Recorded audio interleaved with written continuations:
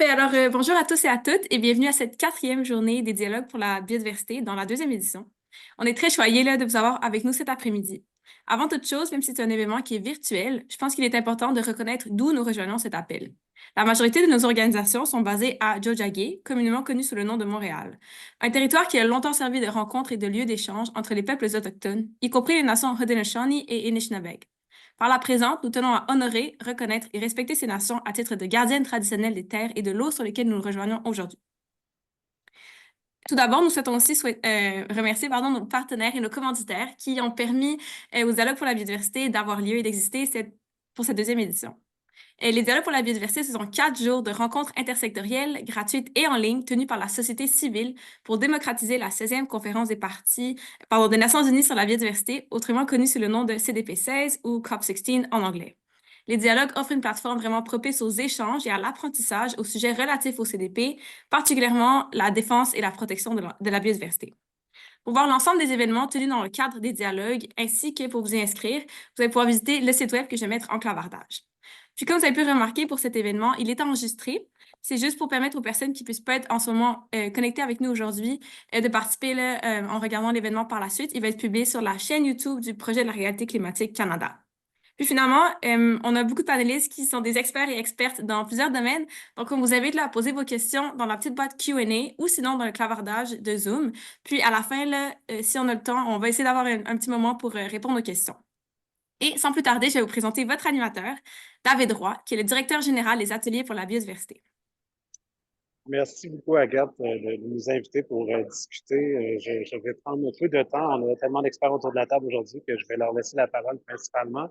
Vous allez entendre par le son et par la qualité vidéo que je suis à Cali, justement, pour la COP16. Si jamais il y a des problèmes de connexion, Agathe a accepté là, de reprendre la main de la modération. Merci beaucoup, Agathe, là-dessus. Petite heure du jour, on va commencer avec un échange avec Lauriane Desalliés qui a travaillé sur le rapport municipalité et biodiversité. Après ça, on va avoir la chance de parler à nos intervenants. On va avoir une période d'à peu près 45 minutes à 50 minutes plus de questions avec les panélistes. Puis on va laisser un bon 20 minutes à la fin pour les questions. Fait que n'hésitez pas si vous avez des questions dirigées au niveau de la COP ou au niveau des efforts qui sont faits par des intervenants qui sont là aujourd'hui. Fait que je vais tout de suite présenter tous les intervenants autour de la table. Évidemment, on a Lauriane Desalliés, qui est l'autrice du rapport Municipalité et biodiversité qui a été réalisé au début de l'année, qui fait un état des lieux justement sur l'engagement des villes. Elle est aussi étudiante à l'Université de Montréal. C'est dans ce cadre-là qu'elle a fait le rapport. Puis elle est aujourd'hui aussi animatrice chez Fou de Nature. Merci, Lauriane. On a Marie-Zogé Coupal, qui est conseillère en environnement de la Division de la biodiversité et des changements climatiques, section des écosystèmes urbains à la Ville de Québec. Merci de nous joindre, Marie-Josée. On a Alexandre Warnet, qui est conseiller municipal de Laval-des-Rapides, qui est président de la Commission environnement et transition écologique à la communauté métropolitaine de Montréal. On a Anne-Sophie Doré, qui est conseillère juridique au service conseil en aménagement du territoire à l'Union des municipalités du Québec. On a Adam Bajoui, qui est responsable du développement de la conservation au réseau des milieux naturels protégés. Et on a finalement Daniel Chérubin, qui est chargé de projet en aménagement durable chez Éco-Corridor Laurentien. Merci pour les 1 minute de présenter les titres. C'est important de présenter vraiment qui tout le monde est. Merci vraiment. On a une super belle expertise autour de la table, évidemment, autant d'acteurs de support, d'acteurs municipaux. Et ça va vraiment permettre d'avoir une conversation plus large. Merci à vous de vous être rejoints à nous. Petite mise en contexte, vous le savez, on fait cet événement-là dans le contexte de la COP16. On ne passera pas, évidemment, le webinaire à parler de la COP16, mais je vais vous rappeler un peu la COP15 et qu'est-ce qui a précédé. En fait, on s'est retrouvés en 2022 à Montréal. Si vous étiez au Québec, vous le savez, on en a beaucoup parlé. On devait signer un nouveau cadre mondial parce qu'on savait que ça n'allait pas bien au niveau de la biodiversité. Les rapports scientifiques étaient flagrants. Il y a un déclin de la biodiversité. On doit renverser la tendance.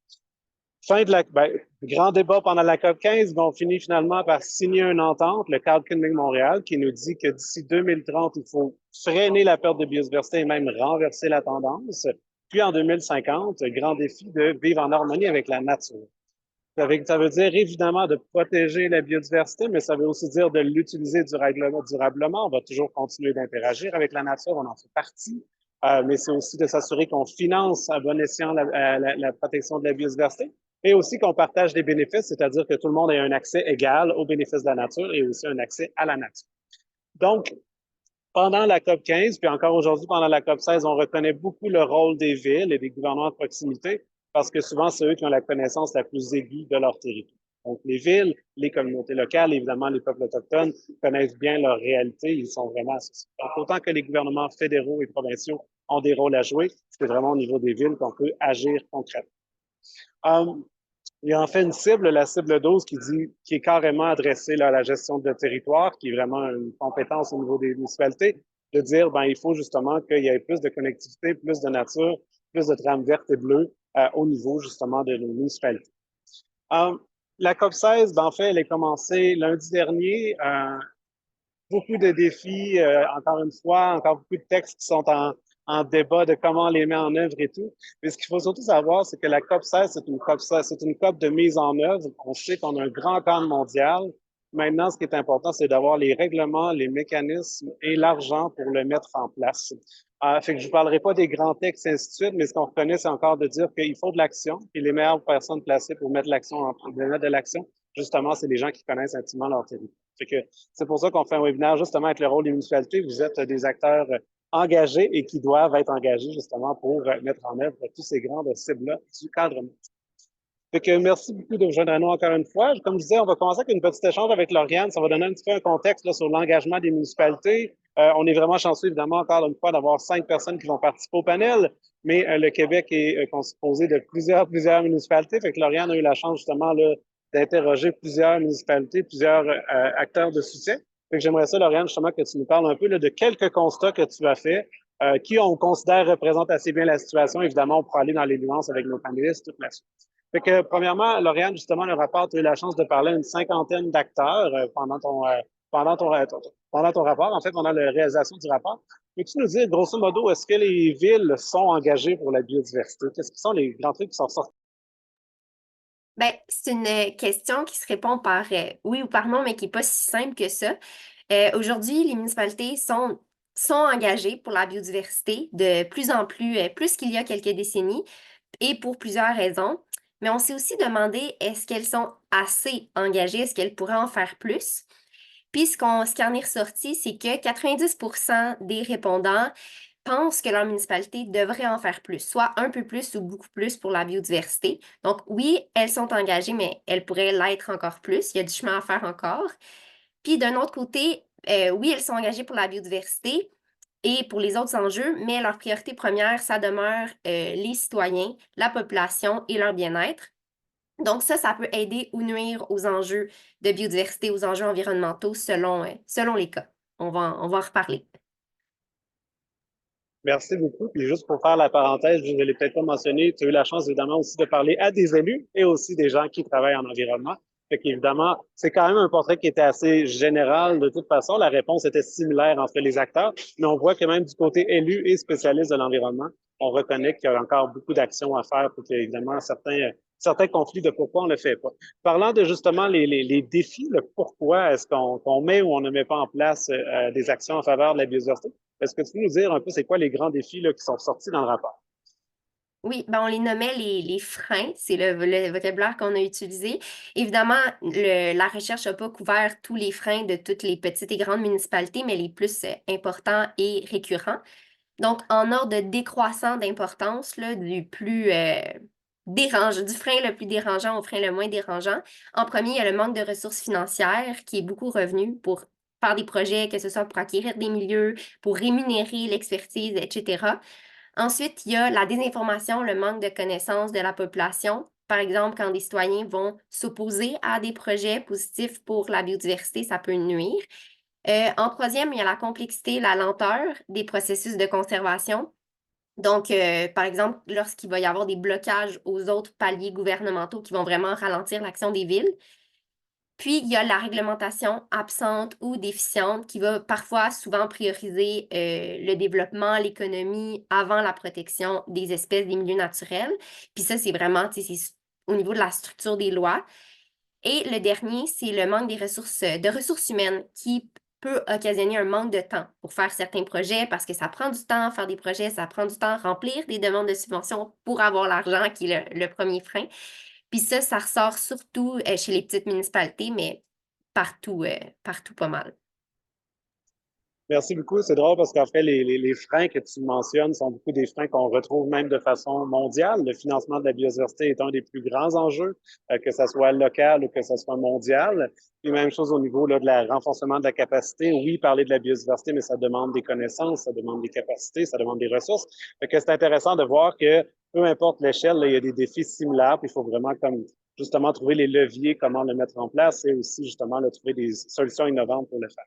Justement, sur une note peut-être plus positive, on peut s'attendre à quelques-uns des leviers, mais est-ce que tu veux nous nommer justement quelques-uns des leviers là, que les acteurs t'ont dit pouvaient être positifs pour mettre en place justement là, des actions en faveur de la biodiversité? Oui, ben c'est ça. Il y a des leviers qui répondent, qui sont reliés directement, qui sont comme l'opposé des freins, mais il y en a d'autres aussi. Le premier, sans surprise, c'est le financement, que ce soit les subventions, autant fédérales, provinciales, mais aussi le financement non gouvernemental via des organismes de conservation, d'autres OBNL qui peuvent aider. C'est vraiment important, oui, pour réaliser des projets, mais ça peut aussi amener, augmenter la légitimité. Donc, un projet bien financé par d'autres acteurs peut aider à convaincre des parties prenantes plus récalcitrantes. Ensuite, il y a les pouvoirs municipaux d'urbanisme et d'aménagement. Les municipalités ont quand même une boîte à outils en urbanisme et en aménagement qui est assez remplie, dans laquelle elles peuvent fouiller pour agir dans le but de protéger la nature, s'ils n'ont pas trop d'autres bâtons dans les roues, évidemment. Ensuite, il y a la réglementation fédérale, provinciale. Ça inclut les lois, les règlements que les villes doivent respecter, mais aussi la réglementation qui leur donne la possibilité de prendre action. Là, le quatrième levier, c'est la mobilisation citoyenne et l'activisme. Donc, oui, les citoyens, parfois, ils peuvent freiner les élans des municipalités, mais ils peuvent aussi donner une petite tape dans le dos, motiver. Dans les dernières années, il y a quand même eu plusieurs initiatives citoyennes de protection des milieux naturels, que ce soit des friches, des boisés, des rivières, qui ont mené à des victoires de protection, ce qui est assez encourageant. Et finalement, il y a l'accès à l'expertise interne ou externe. Ça comprend à l'interne les employés, simplement en environnement, et les connaissances que les villes ont de leur territoire, que ce soit les espèces qui sont présentes, les milieux naturels, les différents milieux. Puis à l'externe, c'est les organismes de conservation, les autres partenaires. Aussi, on a eu l'idée, là, brièvement, de demander, parce qu'on s'est demandé, est-ce que c'est les mêmes leviers avant un projet, pendant un projet ou après, pour voir s'il y en avait d'autres qui ressortaient. Puis, effectivement, il est ressorti que c'est pas les mêmes leviers qui sont plus utiles en amont d'un projet que ceux que je viens de vous énumérer. Sans les expliquer en détail, là, en amont, on retrouve les valeurs des décideurs, les conventions ou accords internationaux et les autres villes modèles qui peuvent vraiment enclencher, démarrer une volonté de faire quelque chose. Merci beaucoup, Lauriane. C'est super pertinent justement de mettre un peu à la table là, les grands enjeux avant d'en discuter avec nos experts et spécialistes. D'ailleurs, ben, tu viens de le mentionner, évidemment, là, le côté ambition est très important, puis on le ressent dans une COP comme la COP 16. C'est souvent la réglementation, ce n'est pas juste une question de besoin, c'est une question qu'on veut le faire puis qu'on doit le mettre en place et qu'on pourra rebondir, je pense, sur quelques-unes des questions. Puis tu l'as aussi mentionné, la COP 15, même si évidemment elle n'a pas donné des ordres aux villes d'agir, a donné quand même un peu cette impulsion-là, je crois. Puis c'est d'ailleurs ma première question que je vais poser aux panélistes. Est-ce que vous pouvez me dire pourquoi justement le milieu municipal a décidé de s'engager pendant la COP 15? Pourquoi c'était important de le faire alors que vous auriez pu rester là, sur le back burner et dire ben, c'est pas notre rôle, c'est le rôle des pays? Fait que je pense que Alexandre, tu m'avais dit là, que justement tu étais un peu engagé et tu avais peut-être une réponse pour moi. Absolument. Ben, tu sais, déjà, tous les paliers de gouvernance, de gouvernement ont un rôle à jouer, hein. Le fédéral, je pense juste aux aires marines, entre autres, mais il y a plein d'enjeux importants. Le provincial, on en entend parler beaucoup pour le caribou. Ces temps-ci, municipal, bien sûr, pour les milieux naturels locaux, l'étalement urbain, le contact avec la nature, hein. Rappelons que maintenant, depuis quelques années, il y a plus de 50% des citoyens du monde qui vivent dans des villes. Donc, tout ça, c'est le municipal. Et bien plus encore, là, on en parlera plus tout au long de la conférence, de l'atelier, là. Fait que c'est pour ça qu'on levait la main, les villes, pour dire on est là. D'ailleurs, à la COP 15, pour celles et ceux qui sont peut-être moins au courant, il y avait des espaces dédiés aux municipalités, aux gouvernements subnationaux, donc vraiment donc comme les provinces, vraiment pour s'assurer que les villes aient un mot à dire parce qu'on a un rôle important. Puis, j'ai envie de souligner, si tu me le permets, l'initiative. En fait, ça a été un happening vraiment extraordinaire pour les villes. Plein de villes en ont profité pour annoncer des engagements en faveur de la biodiversité. Puis le Québec, on n'a pas été en reste. La province a annoncé des trucs, mais les municipalités. Puis là, en fait, je mets mon chapeau communauté métropolitaine de Montréal là, un petit instant. Pour celles et ceux qui ne sont pas familiers ou familières, c'est les 82 villes du Grand Montréal là, qui sont rassemblées en communauté métropolitaine. C'est grosso modo 50% de la population du Québec. Et parmi les écosystèmes les plus vulnérables, notamment dû à l'étalement urbain, donc la CMM, de son petit nom, s'est engagée à protéger 30% de son territoire d'ici 2030. Donc, ça a collé à ce qu'on espérait être le résultat final de la COP 15. Là, on s'est un peu mis la main dans le tordeur avant que ça soit adopté formellement. Mais déjà de dire, puis au pire, si jamais la COP 15 n'y arrivait pas, ben nous, on s'engage pareil. Et c'est ça aussi le pouvoir des municipalités de dire, bon, ça se peut que les provinces, ça se peut que les pays n'aillent pas de l'avant, ben nous, on peut y aller.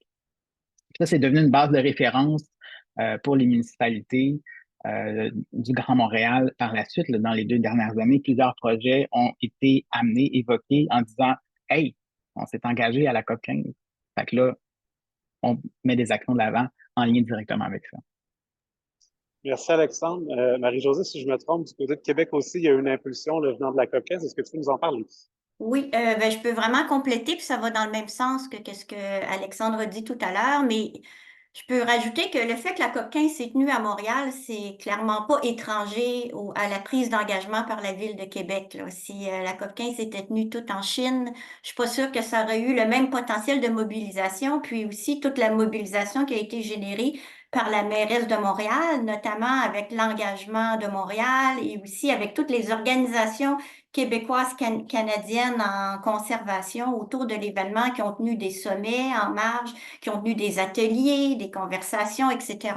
Ben, ça a certainement contribué à ce que le maire de Québec y participe et motive aussi ses équipes pour l'alimenter et arrive à la COP 15 et ils prennent des engagements importants. Puis moi, je peux vraiment dire que avant la COP 15 et aujourd'hui, on est complètement ailleurs, là.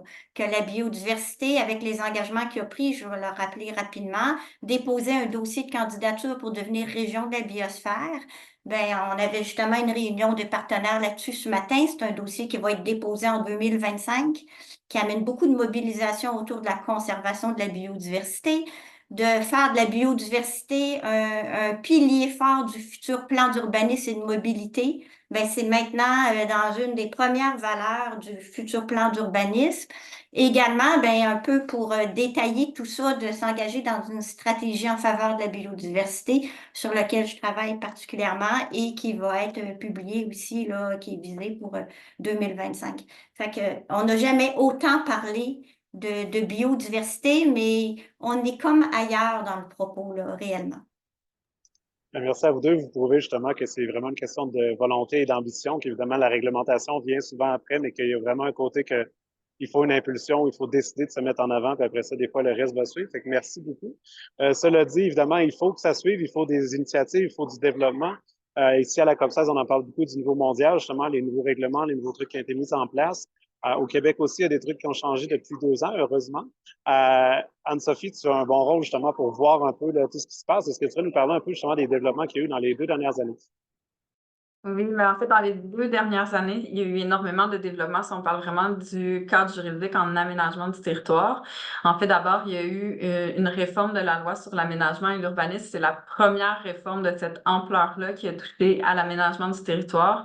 Donc, il y a eu vraiment une révision complète de la loi. Les principes restent quand même, grosso modo, les mêmes. On ne vient pas refaire la recette, mais quand même, on apporte certaines modifications qui sont importantes, mais surtout qui vont entraîner en fait en ce moment une nouvelle vague de planification parce qu'il y a aussi les nouvelles orientations gouvernementales en aménagement du territoire qui vont entrer en vigueur le 1er décembre.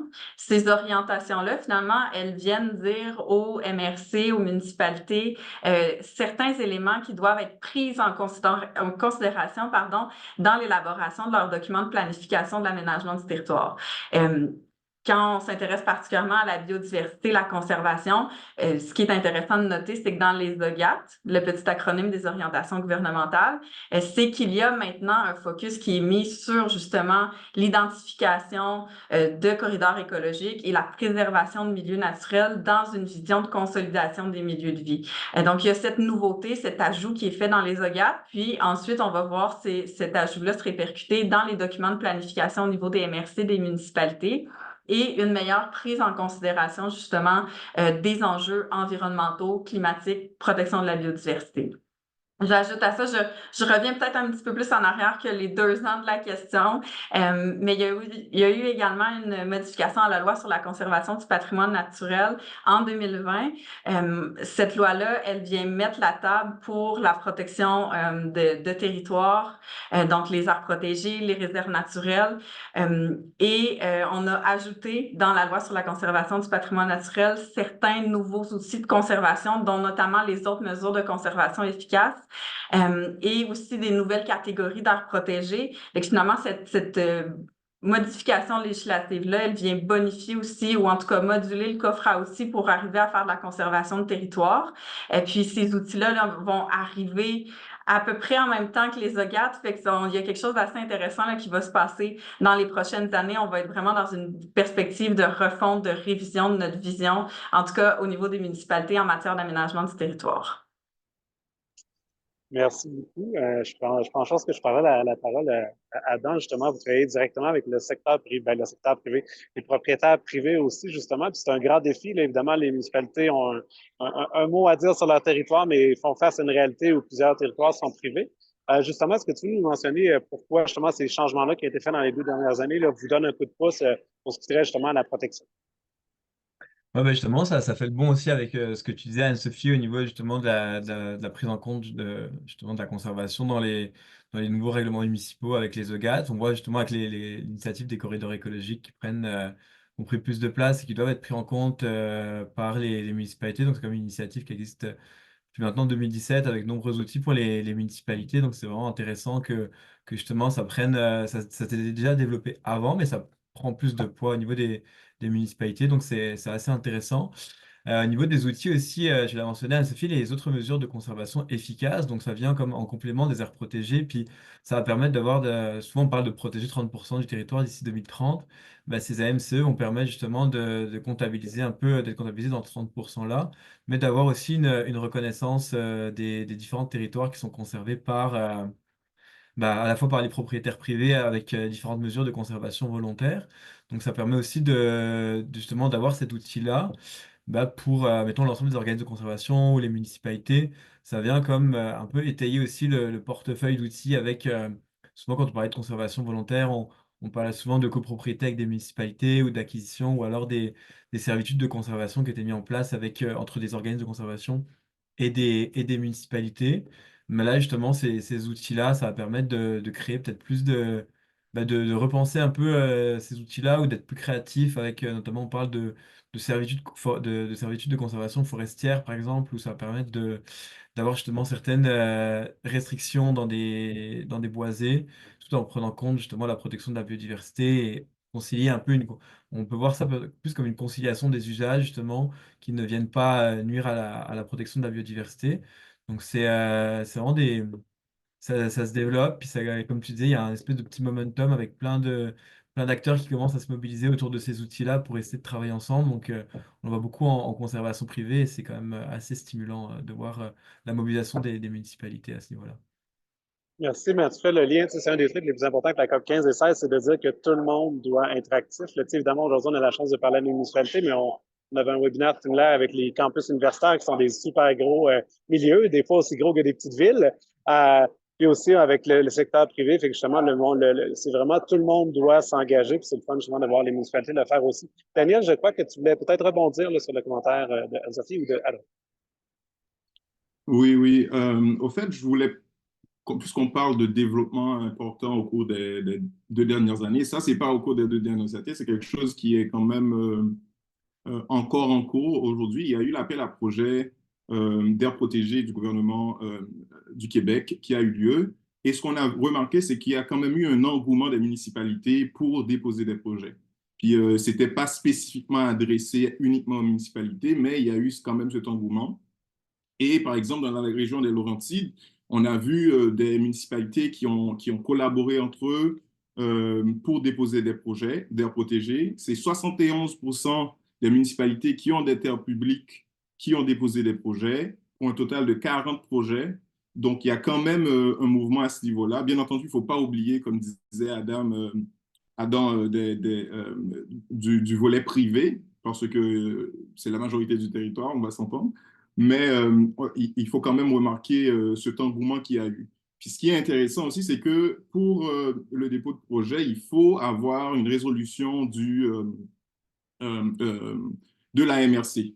Donc, ça permet d'avoir une collaboration entre ces différents paliers et d'avoir cette vision régionale aussi en termes d'aménagement du territoire. Et je pense que c'est quand même très important. Simplement avec cet appel à projet, on estime à presque 20% du territoire de la région qui serait protégé. Donc, on a quand même une initiative ici qu'il ne faut pas minimiser. Merci beaucoup, Daniel. Ben, ça me permet de rebondir sur ma prochaine question. On a parlé peut-être plus des règlements et des trucs comme ça, mais je reviendrai plus sur justement les initiatives, le fun qu'il y a eu dans les 2 dernières années ou dernièrement. Là. Je ne vous contrains pas à la limite de temps, mais est-ce qu'il y a certaines initiatives, que ce soit québécois, que ce soit mondial, qui vous trouvez particulièrement inspirant dans ce contexte-là? Alexandre, on en parlait, je te laisserai peut-être commencer. Oui, puis là, tu vas être surpris parce que les deux éléments que j'ai amenés, c'est pas ceux qu'on a préparés ensemble. Donc, effectivement, ça a émergé là, vraiment mon coup de cœur. Mon coup de cœur des dernières années, c'est l'objectif zéro artificialisation nette qui a émergé d'une initiative citoyenne en France et qui a été maintenant intégré dans une loi. Qu'est-ce que c'est ça, l'objectif ZAN? Parce que zéro artificialisation nette, on ne dira pas ça toutes les 2 minutes. Le ZAN, c'est de dire qu'en 2050, on arrive à zéro artificialisation des sols. Donc, si on minéralise 1 mètre carré à quelque part, il faut déminéraliser 1 mètre carré à quelque part d'autre. Et il y a un objectif intermédiaire en 2031. Et ils ont créé un observatoire de l'artificialisation des sols. Donc, ça, c'est prendre au sérieux la protection de la biodiversité, la protection, en tout cas, de stopper l'aspect minéralisation puis arrêter de détruire les milieux naturels. Puis à nouveau, là, l'aspect, c'est parti d'une dynamique de la Convention citoyenne pour le climat et c'est devenu maintenant une loi qui est appliquée localement avec la structure très différente de chez nous là, en France, là, mais ça, c'est vraiment mon coup de cœur. C'est vraiment de dire stop à la minéralisation, à la destruction des milieux naturels, c'est force de loi. C'est quand même quelque chose. Là. Ça c'est un bel exemple de volonté politique qui aura pris la volonté citoyenne puis qui a encadré ça dans une loi. Après ça, le diable est dans les détails. Ça doit être assez difficile à faire, mais c'est très possible de le faire ici aussi. Hein? Et si on se donnait des objectifs ZAN dans nos plans métropolitains d'aménagement et de développement, dans nos schémas d'aménagement, etc., etc. Évidemment, c'est plus facile quand on fait à une grande échelle qu'à une plus petite échelle. Fait que premier coup de cœur. Puis le deuxième, rapidement, c'est celui du mouvement des villes biophiles. Je le disais tantôt, plus de la moitié de la population mondiale vit dans des villes et donc l'agrandissement des villes détruit les milieux naturels et des habitats de façon extraordinaire. Et les villes biophiles, c'est un réseau, puis c'est une philosophie. Là, on peut parler d'aménagement biophilique, d'architecture biophilique. C'est cette philosophie d'intégrer le développement des villes à même la nature et non pas de, par exemple, prendre un espace qu'on transforme complètement, puis après ça, rajouter un milieu humide, après ça, rajouter une petite rivière ou un petit parc ou un petit boisé. Donc, c'est d'intégrer à l'intérieur même de la vision du développement urbanistique la nature, puis des fois d'en faire beaucoup plus que ce qui était là avant. Alors, restaurer des milieux, ajouter des briques dans les immeubles pour que les hirondelles puissent nicher, et plus et plus et plus encore. Donc, cette philosophie de la biophilie intégrée directement dans l'aménagement du territoire. Deuxième coup de cœur. Merci, Alexandre. Tu m'as fait peur. Là. Je pensais que tu avais trouvé un gisement pétrolier à Laval-des-Rapides. Ça allait me prendre une curve. Là. Non, venant de toi, je ne m'attendais pas à des grandes surprises. Merci beaucoup, quand même. Adam, aussi, tu me mentionnais quelque chose, si tu veux me prendre par surprise, t'as beau aussi, là, je suis pas si facile à surprendre. C'est bon. Mais non, nous, ben ça, on se promène un peu partout au Québec, au RMN, avec, à travers les différents organismes de conservation. Puis on voit vraiment, il y a comme des mobilisations, une bonne mobilisation de plusieurs municipalités. Puis moi, j'ai accompagné la ville je travaille avec la ville de Chelsea, qui est une petite municipalité au sud de Gatineau. Puis eux, justement, ils ne savaient pas forcément comment, tu sais, ils sont vraiment mis le nez dans la conservation en disant, bah, comme un peu si, ah, nous, on a entendu parler de biodiversité, on veut savoir comment faire. Donc, tu sais, il y a vraiment des belles associations avec les organismes de conservation qui est mis en place. Puis mettons, eux, ce qui est intéressant, c'est que justement, ils sont engagés dans la planification et la protection de son territoire avec l'organisme de conservation locale qui s'appelle ACRE. Puis ils ont tout simplement décidé mais on parle souvent de l'objectif 30 pour 30-30, là, protéger 30% du territoire d'ici 2030. Mais eux, ils se sont dit, bah, dans notre territoire, il y a la moitié, peut-être 60% du territoire, c'est celui dans le parc de la Gatineau, donc c'est déjà conservé.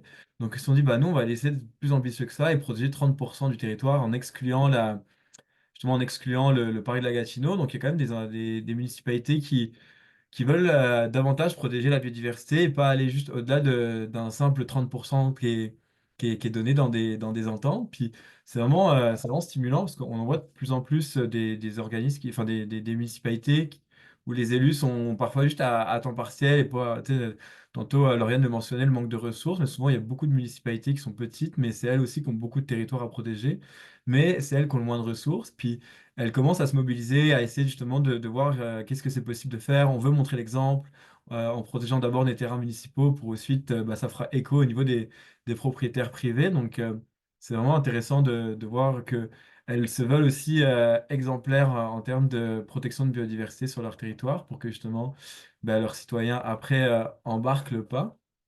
Puis, bah ça, je m'en souviens en deuxième coup de cœur, c'est vraiment, on a dialogué, enfin, parlé vite de l'initiative des corridors écologiques au Québec, mais c'est vraiment beaucoup d'acteurs qui sont mobilisés à travers cette initiative-là, autant des organismes de conservation, du monde municipal. Puis l'idée, c'est vraiment de créer comme des boîtes à outils pour que justement les gens puissent se mobiliser pour la protection de leur territoire, des boîtes à outils aussi au niveau des MRC, des municipalités, donc je peux les mettre en lien.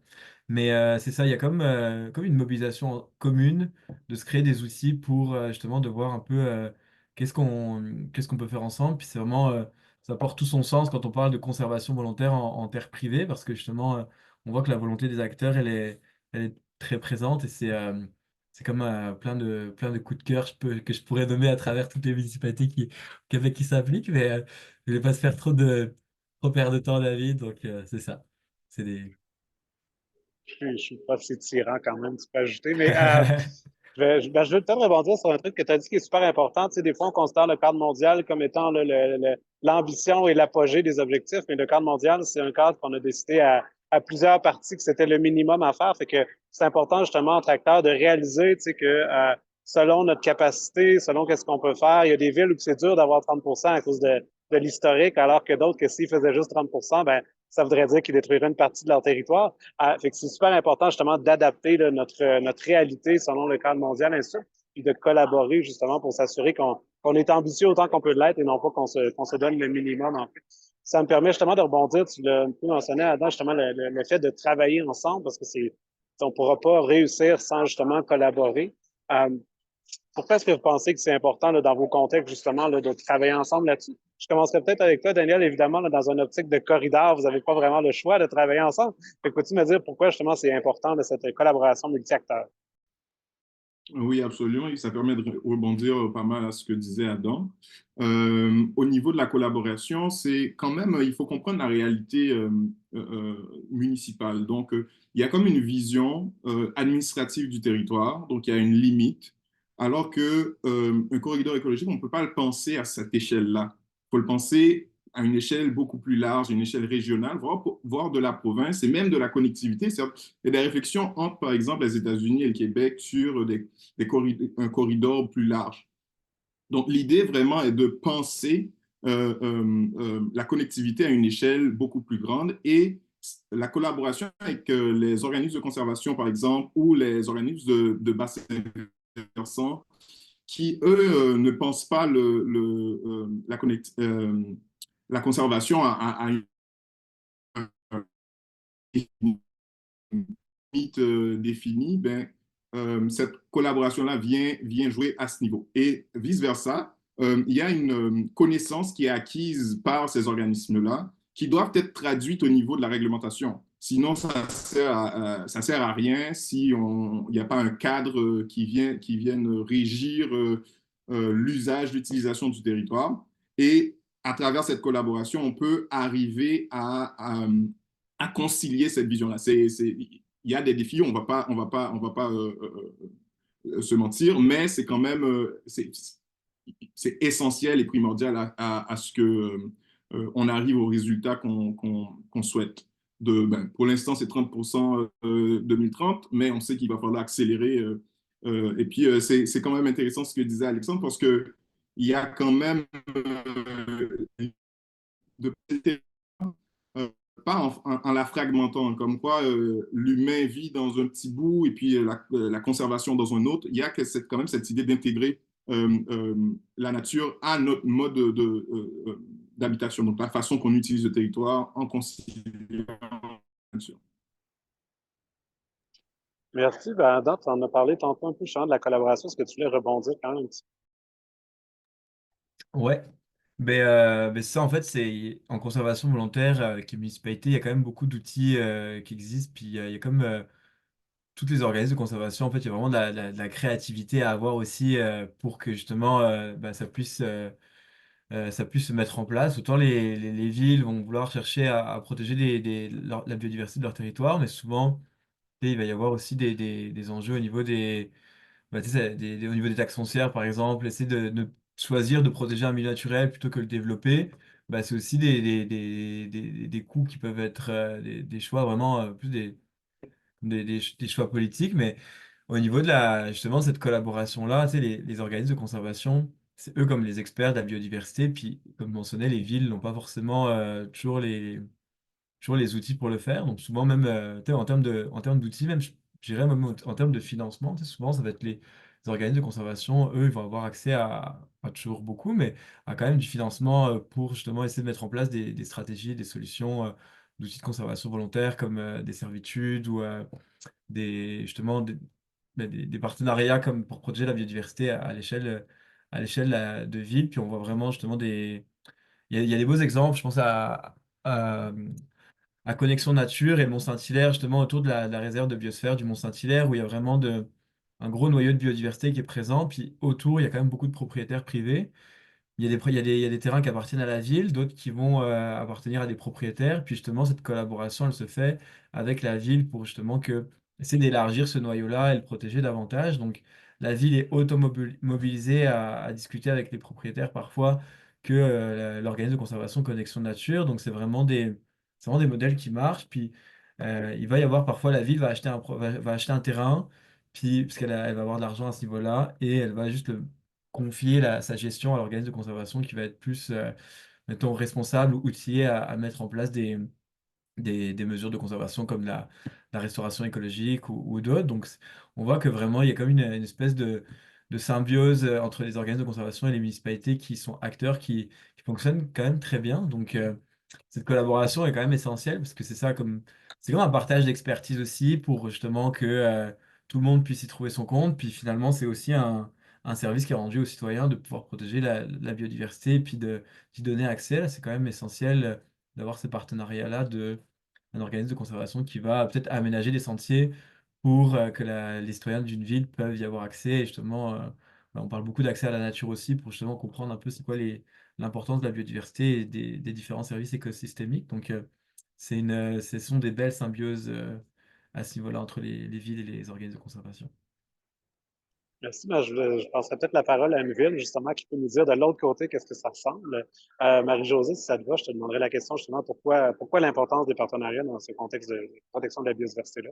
Oui, ben tout a pas mal été dit, mais je vais y aller de façon peut-être avec mon esprit de synthèse. C'est justement à cause qu'on parle de collaboration dans la protection du territoire, fait que c'est à cause du territoire qu'on doit collaborer.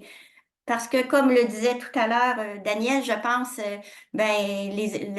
on travaille sur la protection des écosystèmes, ça n'a aucune commune mesure avec les limites administratives. Aussi parce que le territoire dans une ville appartient en général, d'abord, à peine 25% à la municipalité, donc 75% du territoire est de propriété privée, publique, parapublique. Alors, la ville ne peut pas travailler seule, elle doit avoir des collaborateurs à différentes échelles, amener des changements de pratiques chez différents propriétaires aussi. Puis, troisième niveau de territoire, ben, aussi, la ville n'a pas besoin d'être propriétaire de tous les terrains pour favoriser de la protection ou de la conservation. Donc, à ce moment-là, elle doit donc travailler avec plein d'autres acteurs qui ont des expertises variées, qui ont accès à du financement varié. Fait que toutes ces collaborations-là sont essentielles si on veut arriver à un résultat. Merci beaucoup. Question peut-être plus politique. Est-ce que pour vous, le plan nature et la stratégie canadienne, ça vous donne un coup de pouce? On réalise évidemment que sans le financement, il y a peu d'action. Est-ce que ces cadres-là vous aident ou au contraire, c'est un wait and see? Je ne poserai pas la question à Alexandre et Marie-Josée, question politique, je vais l'éviter, mais je poserai peut-être la question justement à quelqu'un comme Adam qui a peut-être un regard externe. Là. Est-ce que tu vois que ça donne un coup de pouce ou au contraire, on est encore un peu en mode on attend une prochaine version de Plan Nature, une prochaine version de la stratégie? Mais c'est sûr que pour les organismes de conservation qui sont, bah, il y a eu comme on disait, il y a une grosse mobilisation pendant la COP 15 qui a eu lieu à Montréal. Puis justement, ça par exemple au niveau des organismes de conservation dans le plan nature, bah, il y a eu comme 144 millions de dollars qui ont été accordés pour les organismes de conservation. Donc c'est accélérer la conservation dans le sud du Québec. Puis justement, cet outil-là, avant, pour donner une idée, le financement était je pense, c'est un autre nom de projet. Puis je pense que ça tournait autour de 50 millions de dollars. Donc là, ça a quand même quasiment triplé. Donc c'est vraiment un gros coup de pouce aussi pour les organismes de conservation qui travaillent beaucoup en terre privée. Puis on sait que les terrains, beaucoup dans le sud du Québec, c'est eux les plus menacés enfin, c'est là où la biodiversité est le plus menacée, parce qu'il y a beaucoup plus de fragmentation, on parle d'étalement urbain.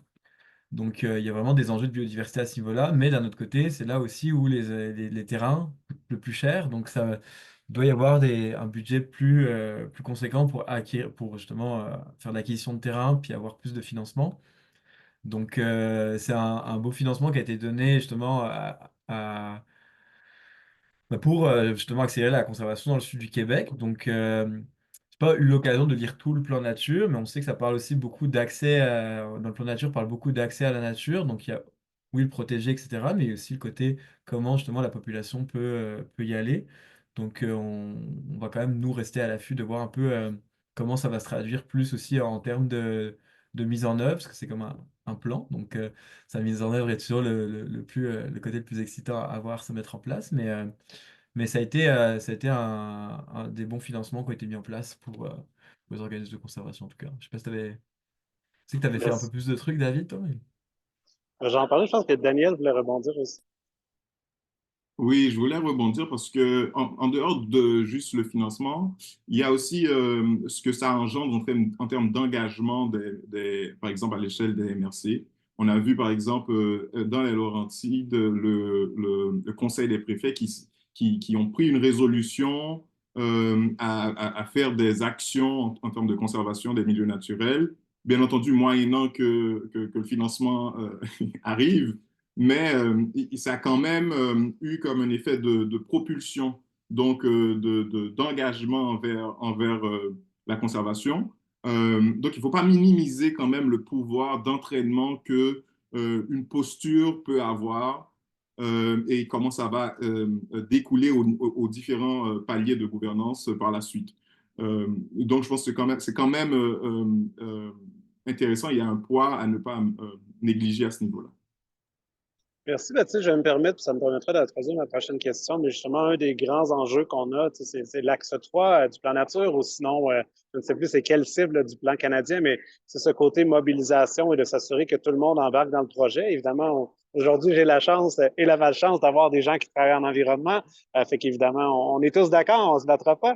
Mais après ça, évidemment, il y a plusieurs personnes qui ne sont pas nécessairement là, en conservation et qui travaillent pas avec en environnement. Fait que comment justement, oui, on a le 30% qu'on veut protéger, mais comment aussi on gère le 70%, on travaille avec l'agriculture, la foresterie, avec le secteur privé, avec les citoyens. Donc, toute cette côté mobilisation, c'est un grand enjeu, puis c'est un grand défi de société qui rejoint beaucoup plus là, que le besoin financier. C'est un besoin quasiment de changement de valeur. Fait que ça va être des trucs à suivre, évidemment, on le sait, là, on doit on doit beaucoup remettre en question cette question-là de relation avec la nature. Je vais peut-être vous revenir un peu plus terrain, évidemment. Là, je ne lancerai pas tout de suite une question sur la relation avec la nature, mais est-ce qu'il y a d'autres, justement, défis là, que vous voyez là, dans votre quotidien, justement, qui empêchent les municipalités et les acteurs de soutien là, de pleinement jouer leur rôle? Je commencerai peut-être par toi, Adam.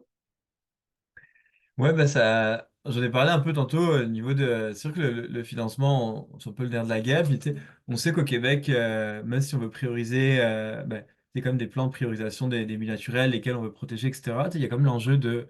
Il y a beaucoup de milieux naturels à protéger, puis on peut pas tous les. Tu sais, on peut pas. C'est impossible de tout acheter parce que justement, les prix dans le sud du Québec sont vraiment élevés. Donc, il y a quand même cet enjeu-là de beaucoup de prioriser, de beaucoup discuter avec les propriétaires, etc.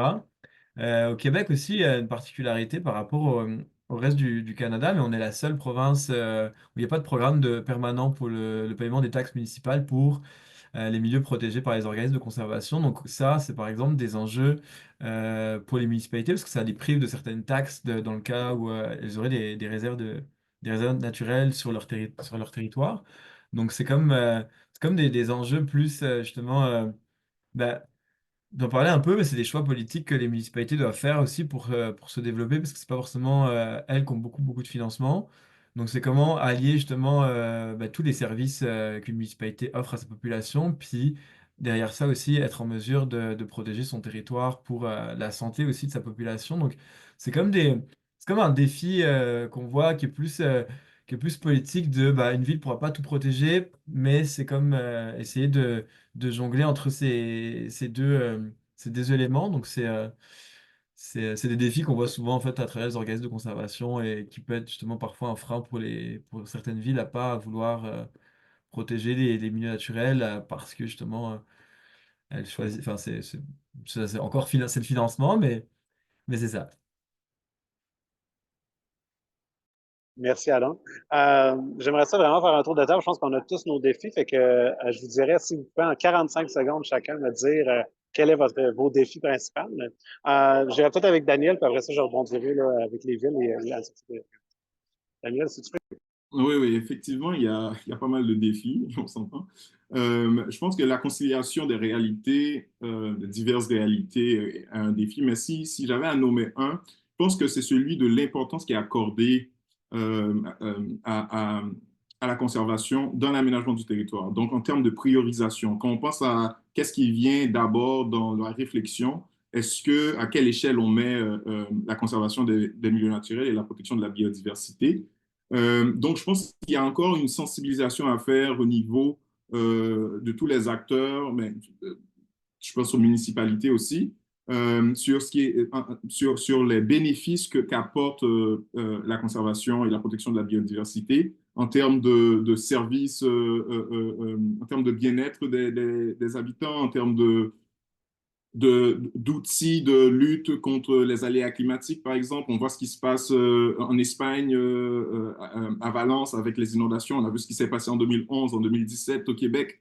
Et la conservation des milieux naturels, vue en silos, pose problème. Il faudrait quand même le penser comme un outil d'adaptation au changement climatique qui permettrait aussi de valoriser, et d'un point de vue financier, on pourrait le voir comme un moyen d'économiser des coûts par la suite, parce qu'après, quand quand il y a un enjeu, on voit les coûts que ça représente. Donc, je pense qu'il y a il y a ce volet-là. Je parle vite parce qu'on m'a dit 45 secondes, fait que je vais m'arrêter. Je vais passer à Alexandre en 45 secondes aussi. Je me sens comme à la COP 16, là. Vous avez seulement 45 secondes, sinon je vous coupe la parole. 45 secondes US. Le défi, puis c'est pas ça que je t'avais partagé, c'est l'invisibilité, en fait, de la protection de la biodiversité.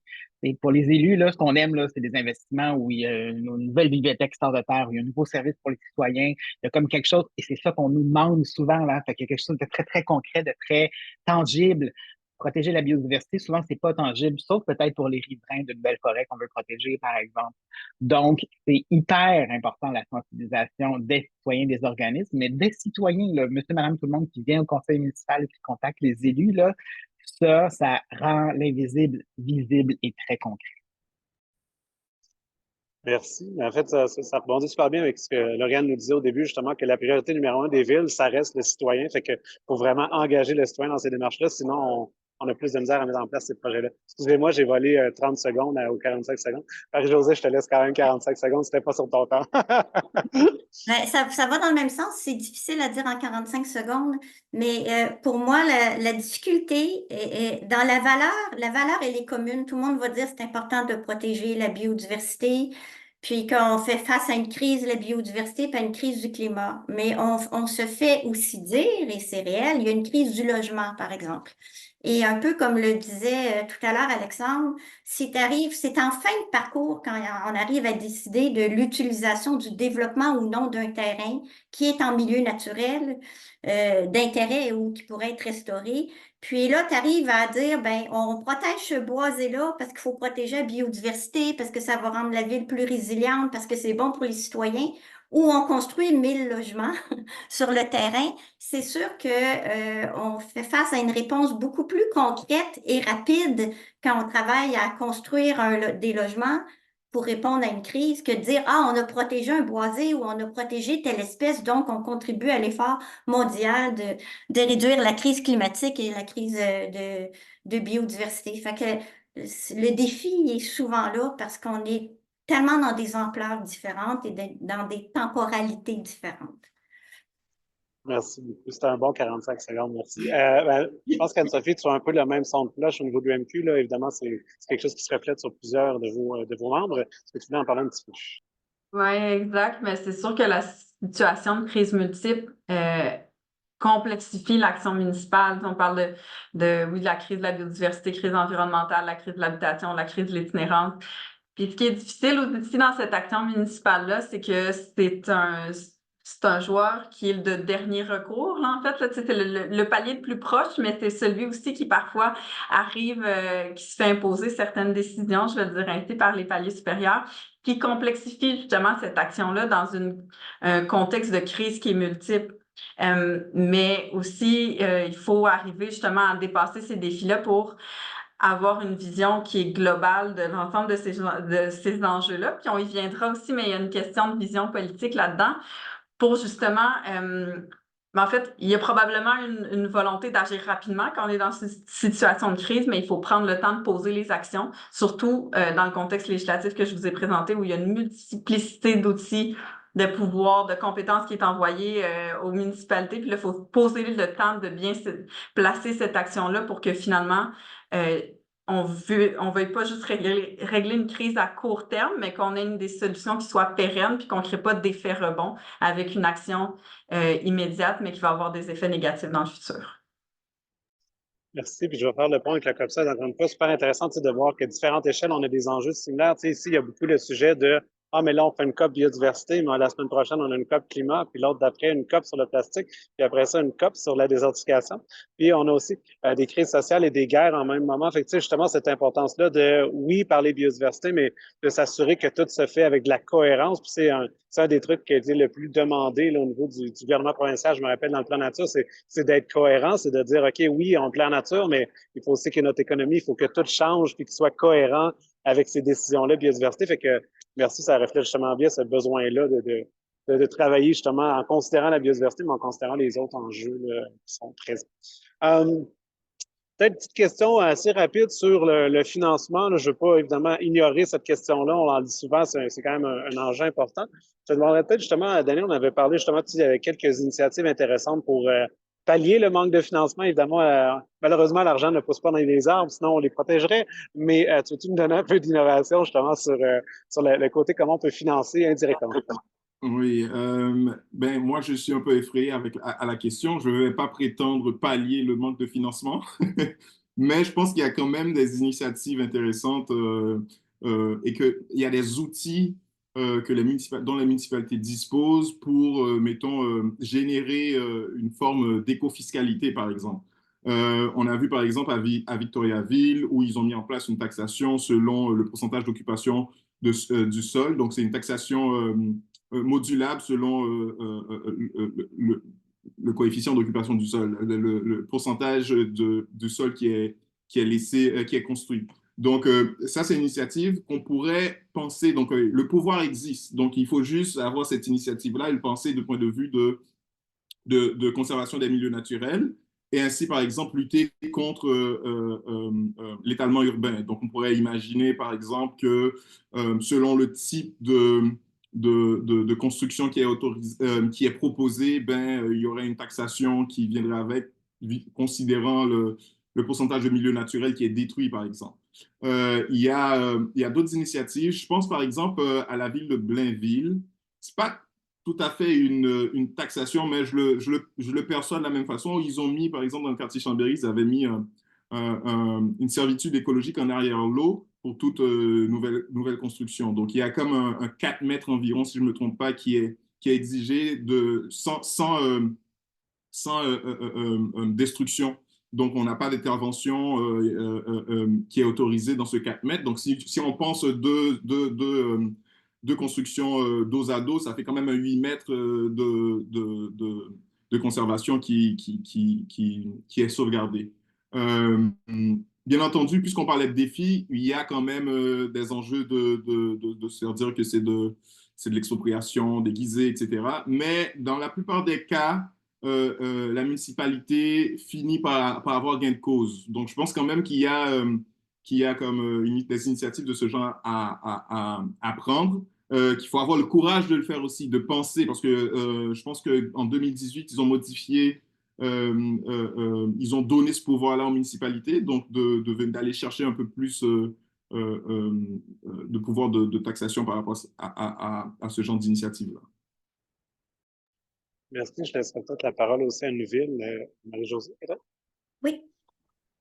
Moi, je reviens à la force des partenariats, de la collaboration dans ce niveau-là, parce que il existe plusieurs sources de financement, mais c'est pas nécessairement un financement qui va s'adresser aux municipalités.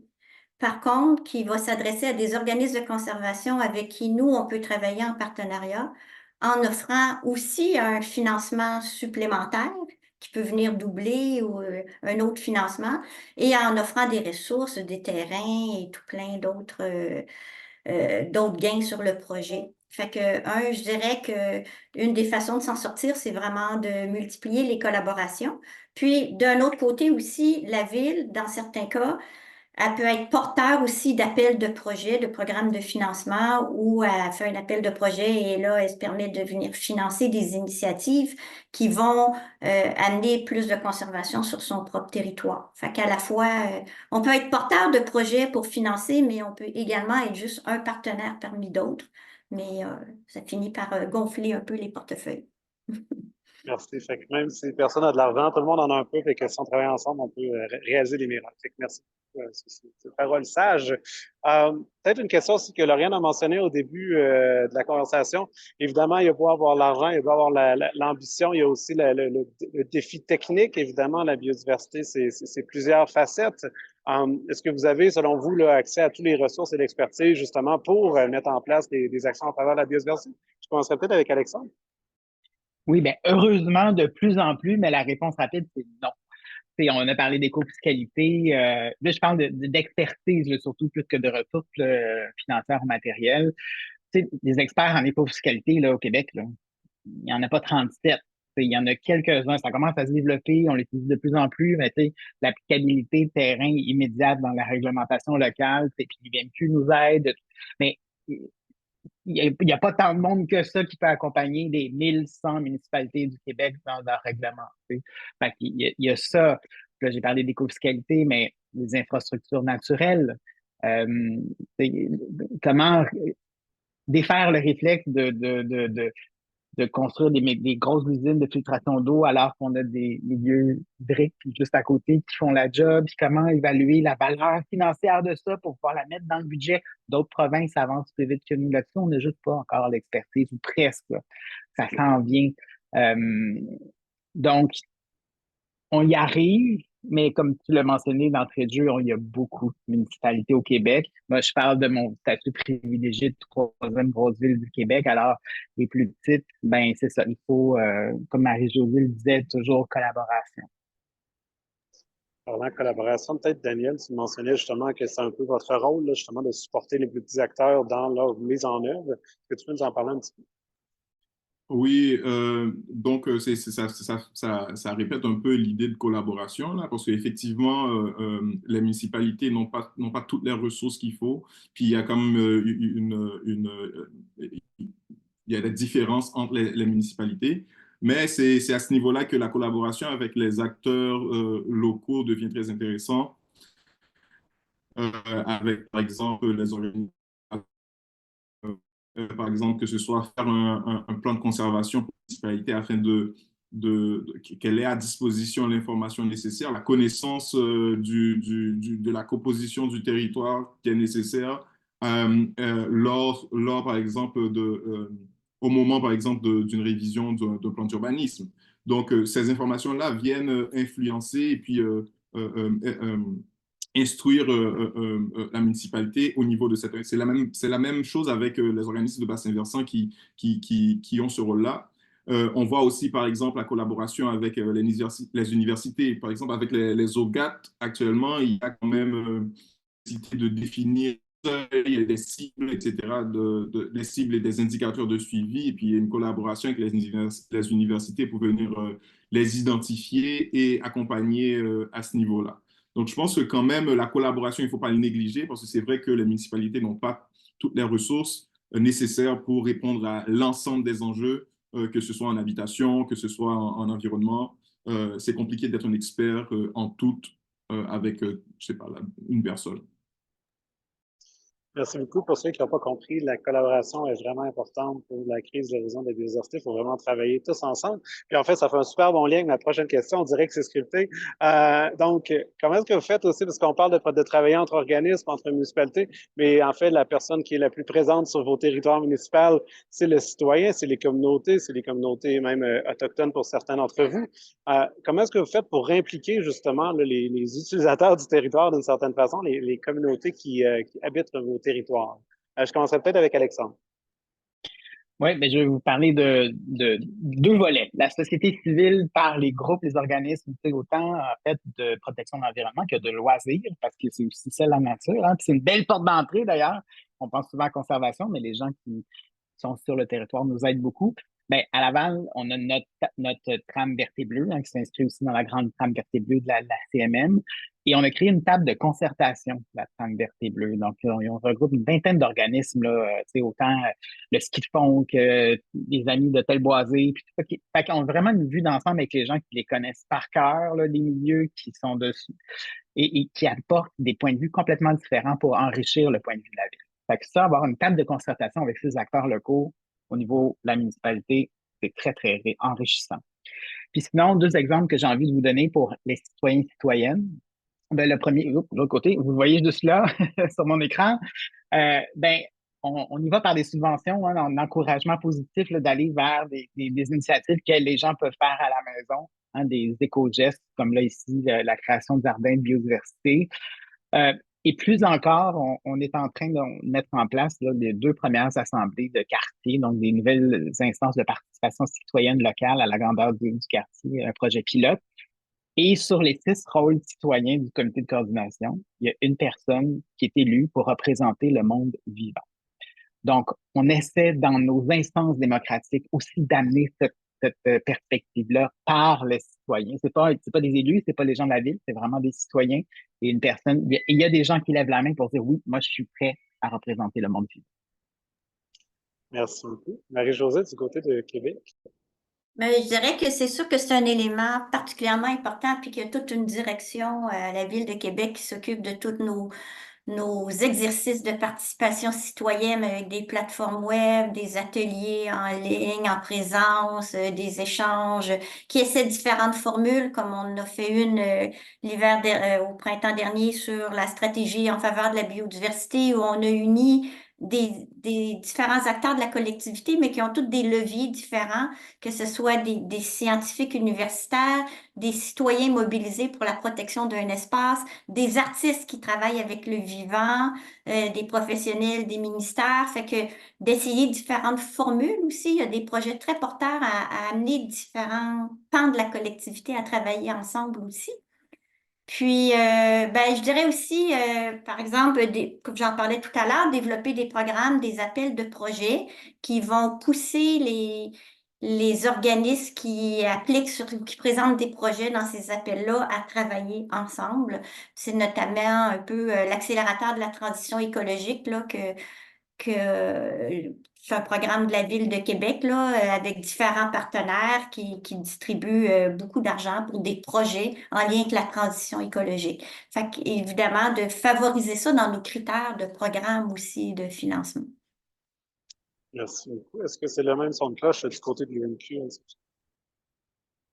Oui, mais en fait, moi, je vais vous ramener vers la consultation publique en l'aménagement du territoire plus que sur des projets environnementaux parce que justement, ce qui est intéressant puis qu'on a peut-être tendance à oublier, en fait, c'est que ça fait partie des 4 grands principes de l'aménagement du territoire, la participation active des citoyennes et des citoyens. L'aménagement du territoire, c'est une responsabilité qui est politique, qui exige la participation de plusieurs intervenants et une concertation dans cette action-là, dont justement une concertation avec la population. Puis malheureusement, souvent, j'ai l'impression que quand on parle de la participation publique en aménagement du territoire, on l'envisage peut-être de manière un peu négative parce qu'on parle souvent du pas dans ma cour, de l'opposition citoyenne. Fait que moi, j'ai envie de peut-être lancer un appel inverse aux gens puis de dire, il y a une façon aussi d'y aller de manière je dirais positive, mais dans une perspective de création de nos milieux de vie avec les exercices qui vont arriver en ce moment de consultation multiple. Ce n'est pas que quand il y a des projets, par exemple, d'habitation qui sont proposés, qui ont peut-être une densité qui peut choquer certaines parties de la population, qui a des moyens de s'exprimer, mais c'est aussi dans l'élaboration de la vision en aménagement du territoire. Donc moi, je vous invite à rester informés de ces initiatives-là qui vont permettre justement de moduler votre milieu de vie, puis d'apporter plus d'environnement, de biodiversité, puis d'apporter vos préoccupations aussi à la population dans ces outils de planification-là. C'est exigeant, tu sais, de toujours être à l'affût de ce qui se passe, de toujours suivre les actions municipales. Il y a toujours plein de consultations sur beaucoup d'enjeux, mais je pense que c'est une opportunité qui est super importante à saisir, ces exercices de conformité-là, parce que ce sont les grandes orientations en aménagement du territoire qui sont en train de se décider dans nos municipalités, dans nos localités. Merci beaucoup. Contrairement à la COP, je ne peux pas allonger le webinaire plus longtemps. Le temps passe. Il nous reste encore quelques petites questions que j'aimerais vous poser, que je vous demanderai d'être le plus court possible, évidemment, pour qu'on puisse tout avoir votre sagesse. Puis laisser quand même un petit 10 minutes là, pour les questions du public. On est à la COP 16. Évidemment, la COP 16, c'est un intermédiaire jusqu'à la vision 2050 de vue en harmonie avec la nature. On a parlé de beaucoup de ce qui se fait présentement. On sait par contre qu'on doit aller beaucoup plus loin. On doit justement remettre un peu en question certains modèles. Il faut travailler aussi plus avec, par exemple, nos Premières Nations qui ont une sagesse qu'on oublie parfois. J'aimerais ça peut-être vous questionner justement sur ce côté-là. Plus long terme, c'est qu'est-ce qu'on s'attend dans les années à venir, qu'est-ce qu'on doit faire. Je commencerai peut-être par toi, Adam.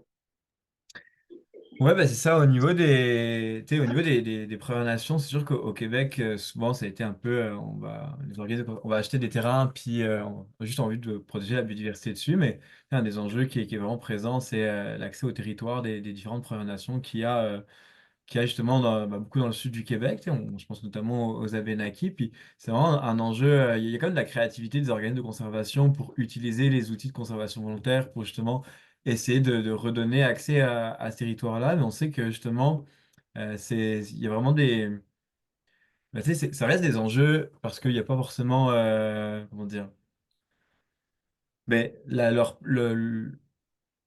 je trouve qu'ils n'ont pas forcément assez de place. On sait qu'il y a l'Institut du développement du territoire, l'Institut du développement, du développement durable des Frères Nations du Québec et du Labrador qui est beaucoup impliqué au Québec justement à travailler et à outiller justement les différentes Premières Nations. Mais on sait que justement les organismes de conservation, eux, ont un grand rôle à jouer dans cette collaboration-là, puis essayer de créer des outils communs avec eux, essayer de voir aussi c'est quoi les... Souvent on parle d'espèces menacées qui sont juste reconnues par exemple par le gouvernement, mais on ne prend pas forcément en compte les espèces qui sont menacées ou vulnérables et d'intérêt culturel pour les différentes Premières Nations.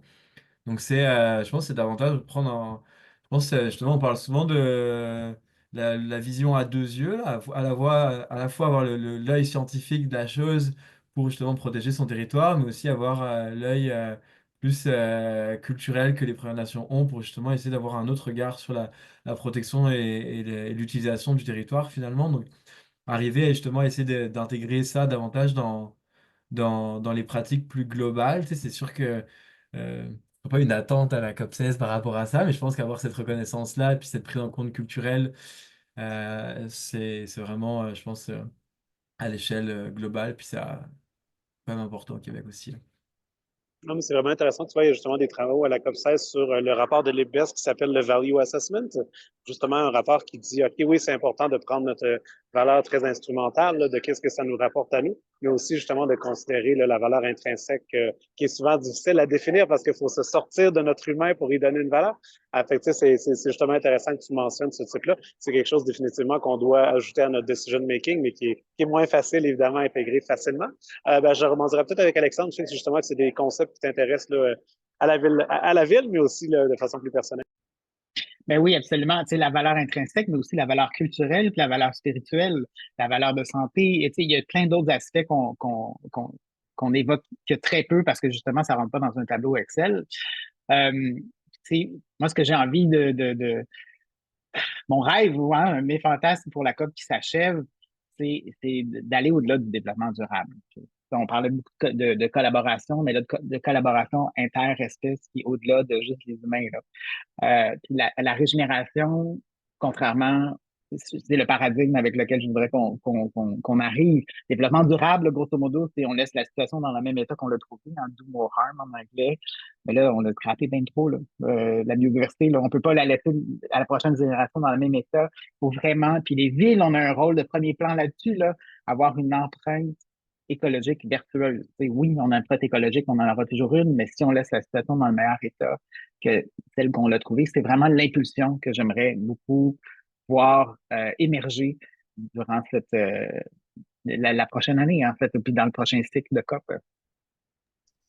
Merci beaucoup. Je vais conclure sur une question justement qu'on a débattu là-dessus au début là, dans le rapport de Lauriane entre qu'est-ce qui est le plus important entre réglementer plus, donc vous forcer d'agir, ou la volonté politique. En fait, c'est qu'est-ce qu'entre les deux est le plus important selon vous? Je commencerai peut-être avec Adam.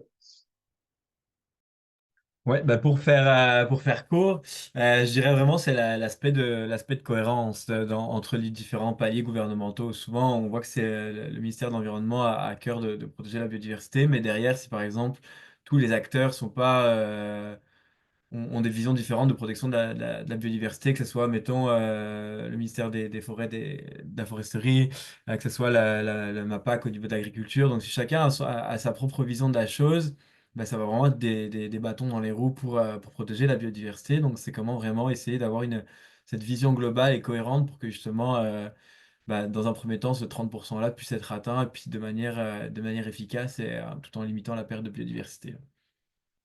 Merci, Daniel. Moi, je vais répondre assez simplement à la question. Je pense que définitivement, la volonté politique vient d'abord. Avoir une vision claire qui va dans le sens de la protection de la biodiversité, de la conservation des milieux naturels est essentiel.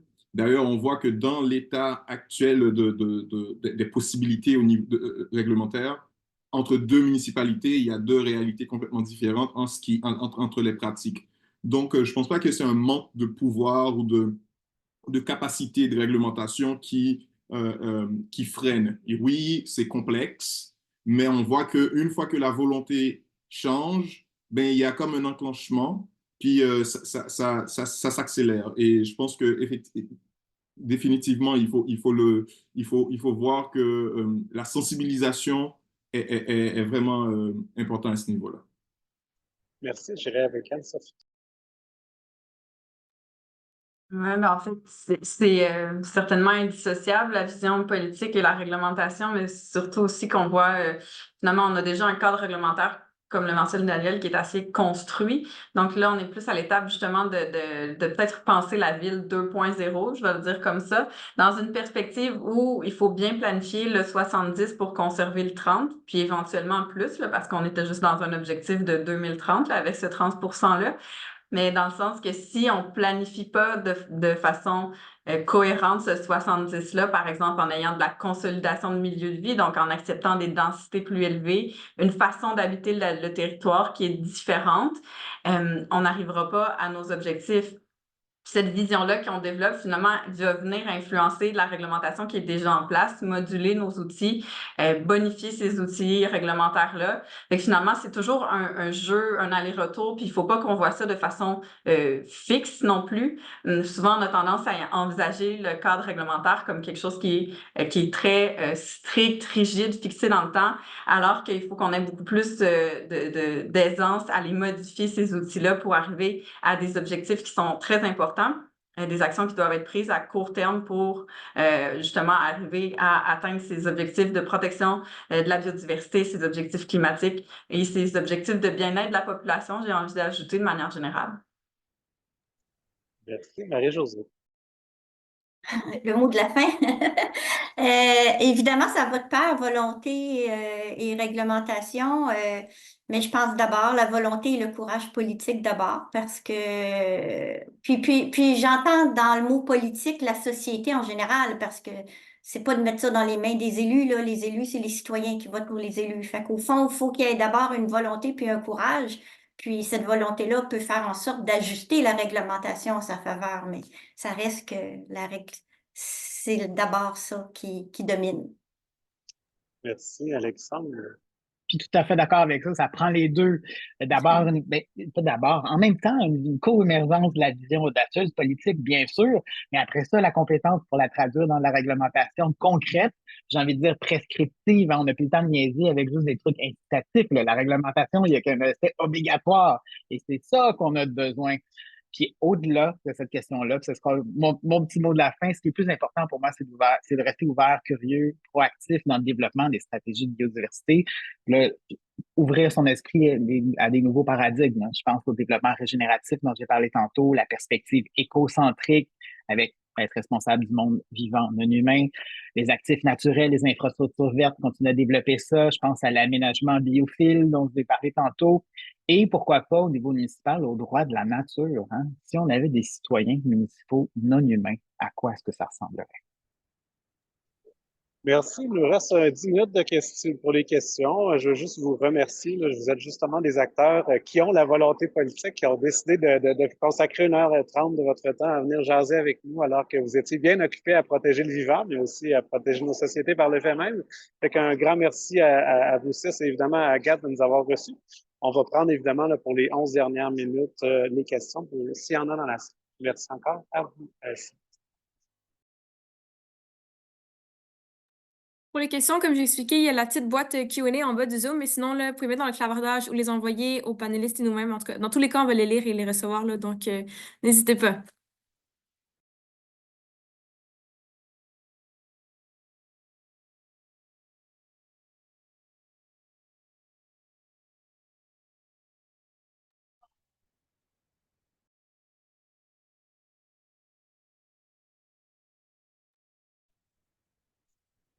Si pas de questions, évidemment, on va laisser encore une minute pour les gens. Pendant que je parle, n'hésitez pas à poser vos questions. Sinon, n'hésitez pas aussi à envoyer un courriel à moi et à Agathe. On pourra faire le lien s'il y a un désir, là, une question précise. Ça nous fera plaisir, évidemment, de rebondir. Puis encore une fois, merci à vous tous. On espère que ça va inspirer d'autres gens à agir. On est à la COP 16, c'est la COP de mise en œuvre. Maintenant, on a assez parlé, on a mis un cadre en place pour le mettre en place, il faut agir. J'espère vous revoir dans la COP 17 et voir qu'on a changé de paradigme, qu'on a encore mieux protégé notre territoire puis que nos conversations ont évolué. Fait qu'un grand merci à vous sept et au plaisir de vous revoir très bientôt. Oui, vraiment, merci là, pour avoir été présent pour cette conversation. C'était là, le dernier événement de la journée, mais je tiens quand même à préciser qu'on a un autre panel additionnel le mercredi prochain, donc le 6 novembre là, au matin, pour discuter du bilan des négociations là, de la COP 16. Donc, c'est quand même à ne pas manquer. Puis, je vous invite à visiter notre site web et la page LinkedIn que j'ai mis dans le clavardage. Mais sinon, là, encore une fois, vraiment, merci pour avoir été des nôtres et pour avoir participé à cette discussion, qui va être en ligne sur YouTube aussi, si jamais vous voulez la re-regarder là, plus tard.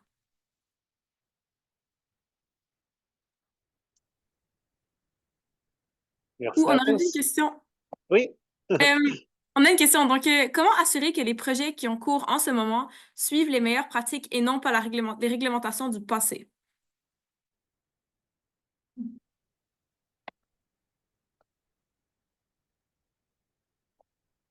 Je vais m'essayer avec une tentative de réponse. C'est généralement la manière dont c'est fait, puis peut-être Marie-Josée, tu pourras compléter, ou Anne-Sophie, là, mais généralement, quand un projet est déposé, ce sont les règlements en vigueur qui sont applicables. Donc, s'il y a une bonification des règlements par la suite, ben, malheureusement, ils sont pas rétroactifs. Euh, donc, ça dépend. Je donne un exemple. Là, on a adopté un code de l'urbanisme à Laval il y a 1 an et demi qui change plein de trucs. Taux de végétalisation, les stationnements, les toits verts, plein d'affaires. Fait qu'on a eu un rush de projets déposés juste avant pour s'assurer que c'était les vieux règlements qui allaient être en vigueur. Donc, c'est un peu ça le défi.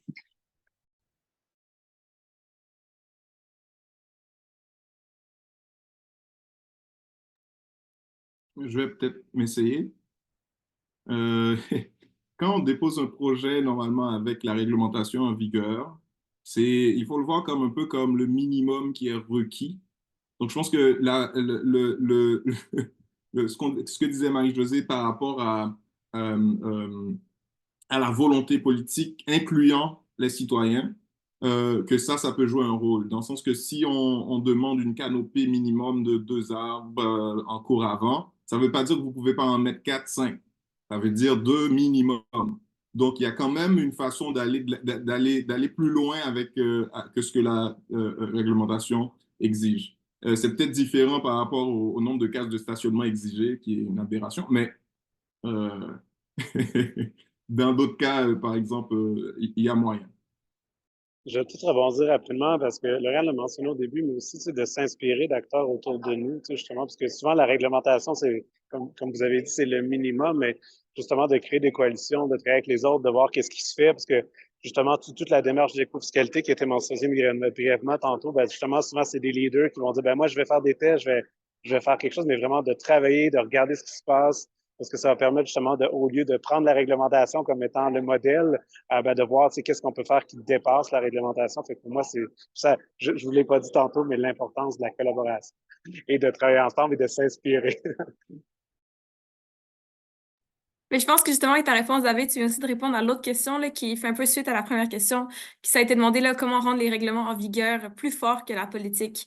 Je ne sais pas si quelqu'un qui veut s'avancer avec encore plus d'informations là-dessus, mais je pense qu'on a quand même une bonne base là, par Ouais, rapport puis à ça.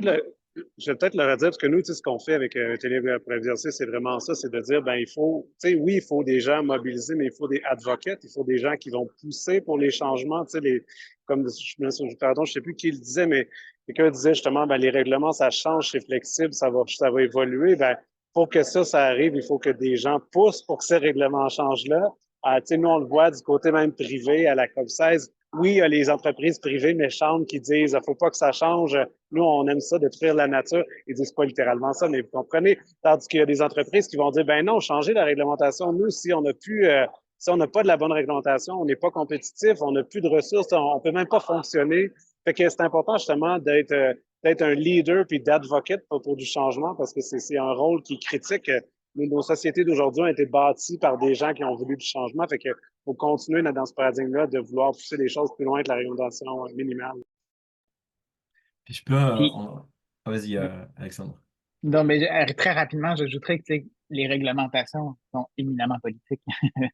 Donc, la façon de rendre les règlements en vigueur plus forts que le politique, ben, c'est d'utiliser le politique pour rendre les règlements plus forts, simplement.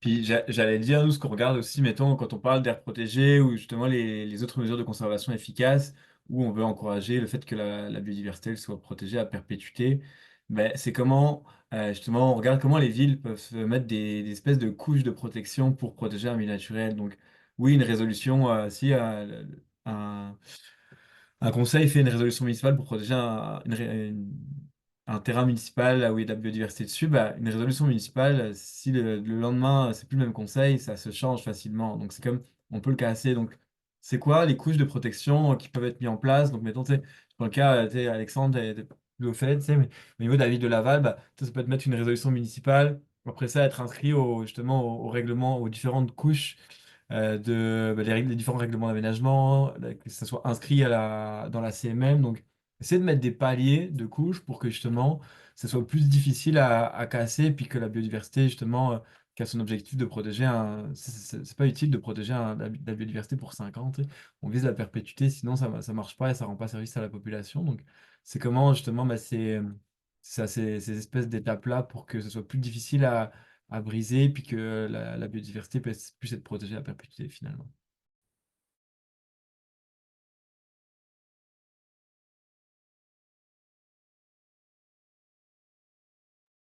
Oui, vraiment. Puis, je ne sais pas si quelqu'un voulait rajouter par rapport à ça. Il y a aussi Melky qui nous a demandé qu'est-ce qui nous freine pour développer une loi de biodiversité qui est flexible avec d'autres lois et défis. Donc, je ne sais pas si quelqu'un veut un peu donner plus d'explications par rapport à ça.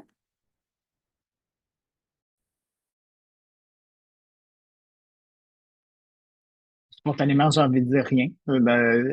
Il n'y a pas de frein inhérent, là, la complémentarité. Ben, en fait, oui, c'est pas vrai. Il y a la complexité gouvernementale et l'intermunicipal, il y a deux choses là. Par contre, on a des MRC, on a des communautés métropolitaines qui font en sorte que les municipalités entre elles peuvent éviter d'avoir des freins puis peuvent se complémentariser. C'est pas sûr que c'est du français, mais en tout cas, vous m'avez compris. Et après ça, l'arrimage le plus difficile, c'est effectivement entre les différents paliers de gouvernement, mais la manière dont ça marche, c'est que les municipalités se font imposer des critères du provincial. Il faut qu'il y ait une concordance, par exemple, dans notre aménagement du territoire localement et les orientations du gouvernement. Fait qu'il y a déjà une certaine concordance qui est faite. Je suis pas sûr que je réponde parfaitement à la question, mais un petit élément là. Peut-être, Mini, un rebond aussi sur le fait de se permettre, je vais dire de rêver, mais de se permettre d'aller voir plus loin que dans 2, 3 ans. Puis des fois, c'est difficile avec la politique pour des raisons évidentes, mais justement, parce que des fois, on se dit, ah, mais on peut pas faire ça, cette industrie-là va changer, OK, on va faire ça. Mais justement, il faut ensemble se donner une vision de ça ressemble à quoi. Vivre en harmonie avec la nature, c'est le terme que je vais dire le plus souvent, mais si on ne donne pas la vision, on ne pourra jamais faire des changements parce qu'on va toujours toucher des transitions qu'on doit faire, on doit toujours changer des trucs qui sont difficiles à changer. Fait que je pense qu'un des freins, c'est des fois notre manque de vision long terme, de se dire ben, vers où on s'en va, vers où on veut aller. Puis sinon, on tombe, comme un peu disait Alexandre tantôt, là, dans le développement durable, dans le dire, OK, ben, on a un statu quo, il faut tranquillement l'optimiser. Mais je pense qu'il faut aussi se permettre de rêver, de se donner des chantiers pour dire, bon, ben, ça ressemble à ça, une ville en harmonie avec la nature en 2050, pour pouvoir justement atteindre là, ce rêve-là un peu peut-être pas concret, mais qu'on peut travailler ensemble.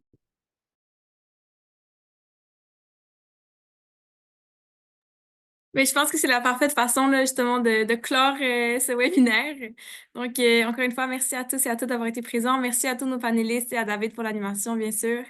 Ça fait un plaisir là, d'avoir ce panel aujourd'hui. Donc, merci à tous, puis bonne fin de journée. Merci, au revoir. Merci encore à tous. Bye bye. Merci beaucoup. Merci.